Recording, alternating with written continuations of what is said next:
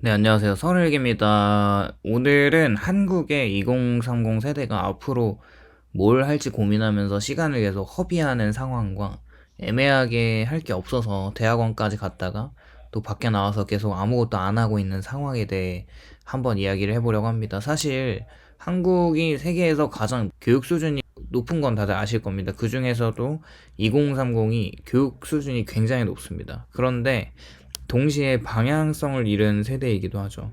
취업이 어렵고 미래가 불투명하고 사회가 빠르게 변합니다. 그래서 많은 청년들이 아직 뭘 하고 싶은지 모르는 분들과 거기서 이제 최악의 선택은 시간이나 좀 벌자고 대학원에 가면 뭔가 생기겠지 하는 마음으로 대학원에 들어가게 되는 건데요. 일단은 이거는 맹목적인 대학원 입학에 대한 비난이 아닙니다. 일단 저도 대학원에서 한 1년 정도 공부를 하다가 이게 졸업을 하고 애매하다는 현실을 바로 깨닫고 1년이라는 시간을 정도 하다가 자퇴를 하면서 느낀 점이기도 하죠. 그렇게 단순한 고민이 아니고 대학 졸업 후에 마주하는 취업이라는 큰 숙제를 회피하기 위해서 그리고 뭘 해야 할지 모르는 불안은 종종 이 대학원이라는 이름의 피난처로 향하게 되는데요. 하지만 문제는 그 피난처가 실제로는 더 깊은 수렁이 될 수 있다는 사실입니다. 대학원이 시간을 벌 수 있는 공간이 아니라 시간과 돈과 에너지를 소모하는 구조적인 블랙홀이 될 수 있고요. 일단은 학부를 졸업하고 더 심화 과정으로 들어가는 대학원에서 사실 공부는 본인 스스로 해야 되고 누가 떠먹여주지 않는 것을 기억해야 하는데 명확한 목표 없이 들어간 대학원은 2030의 인생에서 가장 비싼 대가를 치르게 하는 선택이 될 수 있습니다. 사실 모든 세대들이 뭘 하고 싶어서 들어가는 직업을 선택하는 사람들이 몇 명이나 되겠습니까?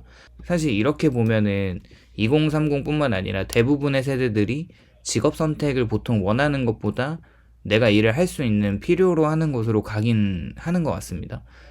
그럼에도 역사상 가장 많이 배우고 가장 많은 선택지를 가진 2030 세대이지만 동시에 가장 방향감을 잃은 세대이기도 하죠. 사실 어떻게 보면은 선택지는 많기도 한데 명확한 길이 없고 자유는 또 주어졌는데 책임은 개인에게 전가되면서 정보가 굉장히 넘쳐나지만 진짜 통찰하는 건 좀 부족한 것 같습니다. 그래서 20대 후반과 30대 초반의 삶은 종종 이렇게 흘러가는 것 같습니다. 다른 사람들은 다 뭔가 하는데 나만 멈춰있는 느낌이고 일단은 그래도 다른 사람들이 하는 스펙이라도 쌓아야 하지 않을까 하면서 스펙을 쌓고 뭐라도 해야 할 것 같은데 뭐가 정답인지는 모르겠다는 생각을 갖죠. 이게 이제 심리적인 공황 속에서 대학원 진학은 매우 매력적인 선택처럼 보입니다. 사회적 공백기를 뭔가 정당화 시킬 수 있고 공부하고 있다는 명목으로 당장의 불안을 잠시 덮을 수 있으니까요. 하지만 그 결정이 만약에 목표 없이 내려졌다면 그것은 그냥 인생의 일시정지 버튼이 아니라 붕괴 버튼일 수 있습니다. 많은 사람들이 대학원을 공부의 연장선으로 생각을 하는데 하지만 현실의 대학원은 결코 배움의 공간만이 아닙니다.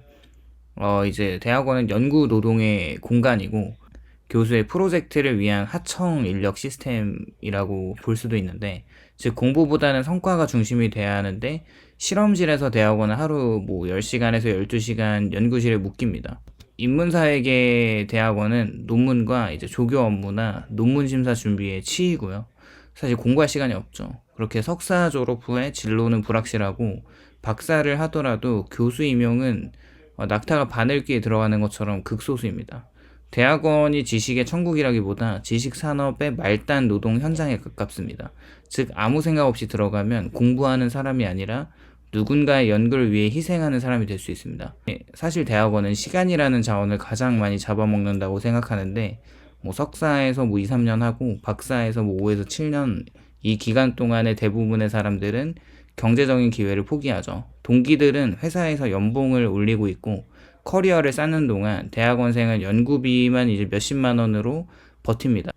그래도 졸업을 하면 더 좋은 길이 있겠지라고 믿지만 현실은 대부분 그렇게 되진 않는 것 같습니다. 대학원생이 얻는 시간의 비용은 기하급수적으로 커지게 되는데 또 이 진학의 가장 큰 문제는 끝이 명확하지 않다는 겁니다. 논문이 잘 안 되면 졸업이 계속 미뤄지고요. 지도교수의 연구 방향이 또 바뀌면 다시 처음으로 돌아가야 되는데 심지어 교수의 성향이나 연구실 분위기에 따라서 한 사람의 인생이 송두리째 흔들릴 수 있죠.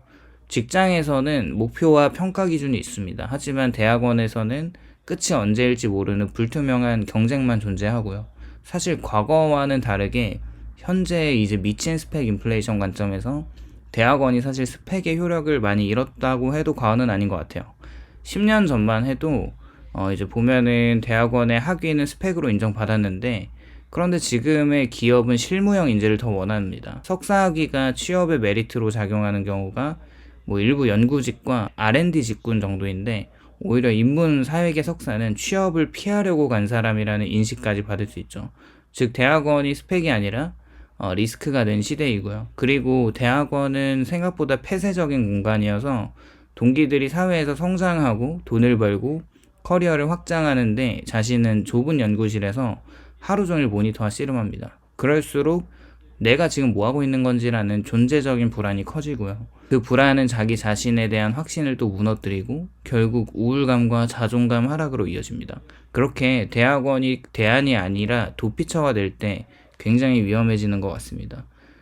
대학원 그 자체가 나쁜 건 아니죠. 명확한 목표가 있고 연구의 의지가 확실하다면 대학원은 훌륭한 선택입니다. 문제는 아무 생각 없이 가는 대학원인데, 많은 사람들이 대학원을 시간 벌기용으로 택하는 이유가 취업 준비가 사실 막막하고 현실이 두렵기 때문에 그렇습니다. 하지만 그 선택은 불안을 잠시 미루는 대가일 뿐이고 더 깊은 절망을 예약하는 행위가 될 수 있죠.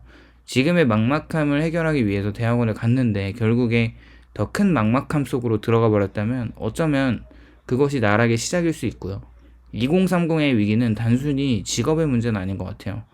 뭔가 의미의 결핍의 문제라고 보는데, 사실 과거 세대를 보면 일을 하는 이유가 생존이 목표였잖아요. 근데 지금 세대는 내가 왜 이걸 해야 하지라는 질문의 답을 계속 찾으면서 그 답을 찾지 못합니다. 그래서 일단은 대학원을 가고 일단 공시를 좀 해보고 일단 유학처럼 임시방편의 선택을 반복하는데, 하지만 의미 없이 내린 선택은 시간이 지날수록 불안을 증폭시킵니다. 그렇게 의미 없는 노력이 방향이 없는 열심이 되고, 방향이 없는 열심은 결국 번아웃으로 끝나게 되죠. 의미가 중요하다면 어떤 일도 아무 의미가 없는 일은 없습니다. 결국에는 한 달 일하면은 월급이라는 의미를 부여하죠. 사실 그렇다고 보면 대학원 그 자체가 죄는 없는데, 문제는 그것을 선택하는 사유의 부재라고 생각을 하고 있습니다. 2030의 많은 선택은 생각이 아니라 뭔가 압박에서 나오는 것 같아요. 부모님의 기대가 있고 사회의 경쟁이 있고 주변의 시선과 불안한 미래의 이 모든 외부 요인들이 나의 내부에서 결정하는 요인을 대신 해줍니다. 그리고 본인이 일단 살아보기 위해 따라가는데, 하지만 그 결정에는 자기 내면의 주체적 이유가 빠져 있어서 시간이 지나면 반드시 무너질 수밖에 없죠. 왜냐하면은 남이 정한 이유로 시작한 일은 자신을 지탱을 해주지 못하기 때문에 그렇습니다.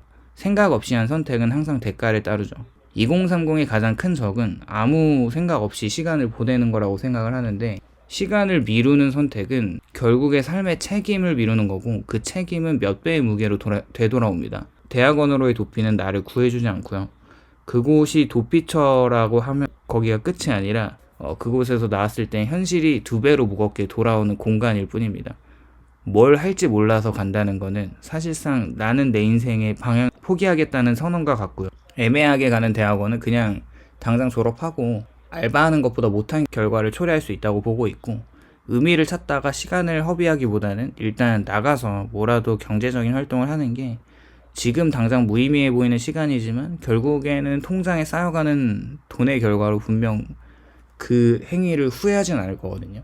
오늘은 이렇게 좀 무거운 주제로 이야기를 해봤고, 오늘도 시청을 해주셔서 감사드리고요. 공감이 되셨다면 좋아요, 구독을 부탁드립니다. 감사합니다.